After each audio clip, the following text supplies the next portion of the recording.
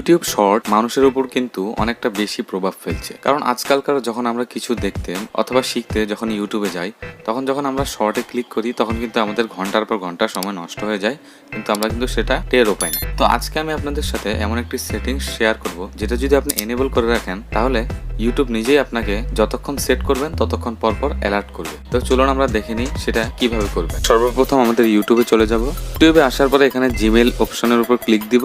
এখান থেকে নিচে স্ক্রল করে টাইম ওয়াচের নামে একটা অপশন দেখবো, এটাতে একবার ক্লিক দিব। এখানে আপনারা দেখতে পারবেন আপনারা প্রতিদিন কয় ঘন্টা করে ইউটিউব দেখছেন। এরপর এখানে একটু নিচে remind me to take a break, এই অপশনটা কিন্তু আপনাদের অফ থাকবে। এটাকে আপনারা অন করে এখান থেকে সেট করে দিবেন যে কত মিনিট পর পর আপনারা চান অ্যালার্ট করতে। তো আমি এখানে 30 মিনিট দিয়ে দিলাম। এরপর ডানে ক্লিক দিবেন। এরপর যখন আপনারা ব্যাকে চলে আসবেন তখন দেখবেন প্রত্যেক 30 মিনিট পর পর আপনারা যখন একটানা ইউটিউব দেখবেন তখন কিন্তু আপনাদের সামনে এরকম একটি অ্যালার্ট চিহ্ন আসবে। তো কেমন লাগলো ভিডিওটি ভালো লাগলে অবশ্যই লাইক এবং সাবস্ক্রাইব